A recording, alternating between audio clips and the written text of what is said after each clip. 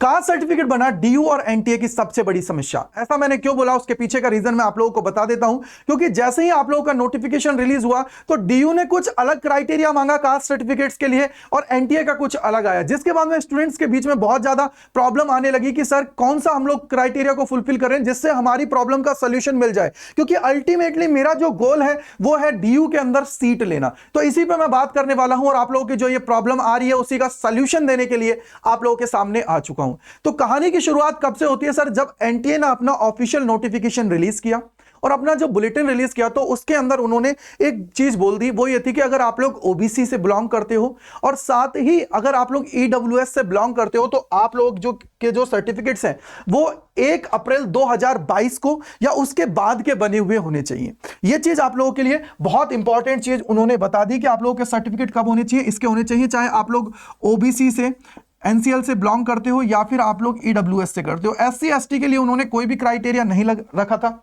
अगर उन्होंने कोई भी क्राइटेरिया नहीं रखा तो इट मींस उनके सर्टिफिकेट वैलिड हैं चाहे उन्होंने कभी उनको बनवाए हो। लेकिन अब रिसेंटली डीयू ने अपना एलिजिबिलिटी क्राइटेरिया के लिए अपना जो ब्रोशर है उसको रिलीज किया तो उसके अंदर उन्होंने सबसे बड़ी चीज बोली कि यार आप लोगों के जो सर्टिफिकेट है वो 31 मार्च 2023 के बाद के बने हुए होने चाहिए। अब मान लो कोई बच्चा यहां पे अगर आज फिल कर रहा है एनटीए का फॉर्म और उसने सर्टिफिकेट आज बनवा लिया है तो वो सर्टिफिकेट तो यहां पे 31 मार्च 2023 का तो जो इन्होंने क्राइटेरिया रखा है उसको तो फुलफिल ही नहीं कर पाएगा। तो इट मींस क्या हुआ, स्टूडेंट्स को तो दिक्कत होगी। तो उसी पे बात करने वाले हैं हम लोग और इसका कंक्लूजन मैं सबसे बेस्ट बताऊंगा आप लोगों को, जिसके बाद में आप लोगों को कोई दिक्कत नहीं होगी। सबसे इंपॉर्टेंट चीज क्या है कि सर डीयू ने बोला कि हम लोग क्या फॉलो करते हैं बेटा, हम लोग फॉलो करते हैं फाइनेंशियल ईयर को। जैसे आप लोग के फाइनेंशियल ईयर जनरली कहां से स्टार्ट होते हैं सर? 1 अप्रैल से लेकर 31 मार्च तक वो जाते हैं, राइट। तो इसके लिए एनटीए ने आप लोगों को क्राइटेरिया क्या दिया? 1 अप्रैल 2022 का, क्योंकि इनकी जो लास्ट डेट है अप्लाई करने की वो है 12 मार्च, राइट है मेरे भाई।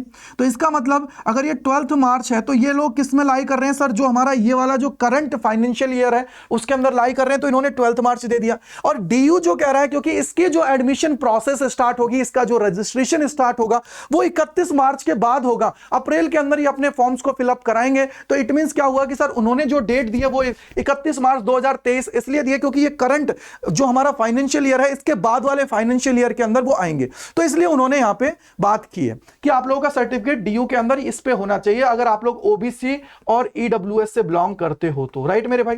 अब सबसे इंपॉर्टेंट चीज इसके अंदर जो कंक्लूजन है वो मैं आप लोगों को बताता हूं। जब एनटीए ने आप लोगों के लिए एक नोटिफिकेशन रिलीज किया तो उसमें जो बुलेटिन था उसी के साथ उन्होंने एक डिक्लेरेशन फॉर्म का ऑप्शन दिया कि यार अगर आप लोगों के पास अभी सर्टिफिकेट नहीं है, जैसा आप लोगों को यहां पे नजर आ रहा होगा, देखिए ये रहा, इसके अंदर उन्होंने क्राइटेरिया दिया कि अगर आप लोगों के पास अभी सर्टिफिकेट नहीं है तो आप लोग इस डिक्लेरेशन फॉर्म को भर दीजिए, आप लोगों का जो फॉर्म है वो सबमिट हो जाएगा। लेकिन इन्होंने यहां पे देखो एक लाइन बोली थी, यहां पे बोला था I hereby declare that I will upload a fresh certificate issued on और after 1 April 2022 at the time of reporting after seat allocation. यानी कि सर अगर मेरे को सीट अलोकेशन मिल जाता है तो उस टाइम पे मुझे क्या करना पड़ेगा, अपना जो लेटेस्ट सर्टिफिकेट है, फ्रेश सर्टिफिकेट है, उसको अपलोड करना पड़ेगा।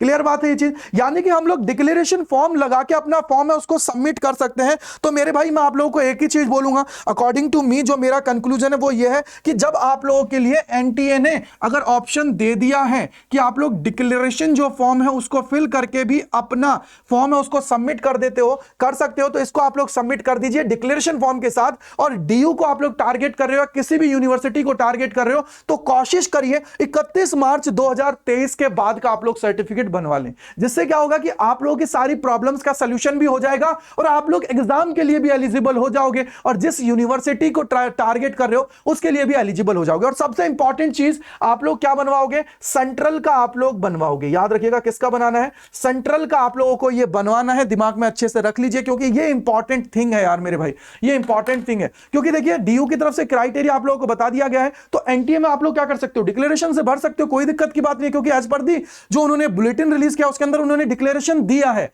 तो उसको आप लोग फॉलो करिए और चीजों को कनेक्ट करते हुए आगे बढ़िए। ये इंपॉर्टेंट थी आप लोगों के लिए, जिससे आप लोगों की जो प्रॉब्लम है कास्ट सर्टिफिकेट की वो अब बिल्कुल उसका सॉल्यूशन आप लोगों को मिल जाएगा। साथ ही सबसे इंपॉर्टेंट चीज ये है कि अब आपका एग्जाम है बहुत नजदीक आ गया है, तो अड्डा 24/7 जो अपने प्रीमियम कोर्सेज है उससे आप लोगों की तैयारी कराई आ ही रहा है तो आप लोग जुड़िए उसके अंदर, अपनी तैयारी को धमाकेदार तरीके से कर दीजिए कि सर अब की बार तो हमारा सिलेक्शन होना ही चाहिए। तो उसके लिए आप लोगों को सिंपली क्या करना है, अड्डा 24/7 पे जाना है, यहां पे सेलेक्ट करके जैसे ही आप लोग अड्डा 24/7 डालोगे, यहां पे अड्डा 24/7 डालते ही आप लोगों को यहां पे ये पूरी की पूरी विंडो खुल जाएगी। जैसे ये खुलेगी यहां पे आप लोग जाओगे ऑल कोर्सेज के ऊपर, ऑल कोर्सेज पे आप लोगों को क्लिक करना है। देन आप लोगों को अंडर ग्रेड एंट्रेंस एग्जाम पे जाना है और यहां पे जाना है सीयूटी। सीयूटी के अंदर अगर आप लोग साइंस के हो, कॉमर्स के हो, आर्ट्स के हो, जिसके भी हो आप लोग, उस पर आप लोगों को क्लिक करना है। लाइक फॉर एग्जाम्पल आप कॉमर्स के हो तो कॉमर्स पे क्लिक करिए।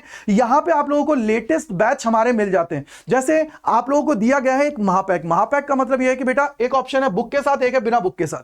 तो महापैक में बेनिफिट ये है, अगर आप लोगों ने एक पैक को ले लिया तो उसके बाद में आप लोगों को कोई भी बैच खरीदने की जरूरत नहीं है। जितने भी बैचेस आएंगे आपके एग्जाम तक वो सारे आप लोगों को इसमें मिलने वाले हैं। तो इससे आपको बेनिफिट ये होगा कि सर एक बैच लेने पर सारी चीजें हमें एक्सेस मिल जाएगा और जो पुरानी क्लासेस हैं वो भी आप लोगों को मिल जाएंगी, यानी कि नई के साथ पुरानी भी मिल जाएंगी और आप लोग इजीली अपनी पेस के अकॉर्डिंग अपनी प्रिपरेशन को कर पाओगे। तो ये आप लोगों के लिए इंपॉर्टेंट चीज है। इसके लिए सिंपल याद रखिएगा, under the guidance of Gajendra sir अगर आप लोगों को आना है मेरे साथ, आपको पता है कि मैं हर चीज के लिए आप लोगों के लिए खड़ा रहता हूं। तो अगर आप लोगों को मेरी गाइडेंस के अंदर आना है तो एक कूपन कोड आप लोगों को यहां पे अप्लाई करना पड़ेगा जो बहुत इंपॉर्टेंट है। क्या है बेटा, वो है आप लोगों का Y485।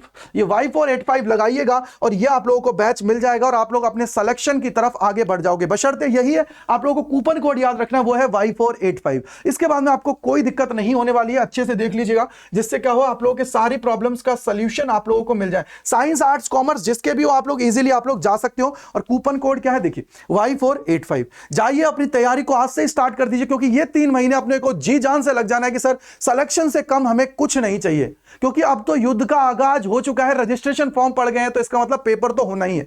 तो इसलिए अभी से ही तैयारी में लग जाओ कि सर सिलेक्शन से कम कुछ नहीं चाहिए। राइट मेरे भाई, आई होप कि आप लोगों की जो प्रॉब्लम थी उसका सॉल्यूशन मैंने दे दिया है। तो थैंक यू सो मच मेरे साथ जुड़ने के लिए। अड्डा 24/7 सीयूटी चैनल पर मैं गजेंद्र शर्मा तहे दिल से आप लोगों का शुक्रिया अदा करता हूं। और कमेंट सेक्शन के अंदर जरूर बताइएगा कि अब आपकी प्रॉब्लम का सॉल्यूशन आप लोगों को मिला या नहीं मिला, और क्या आप लोग खुश हैं। और लाइक वीडियो को जरूर कर दीजिएगा। Thank you and bye bye to all.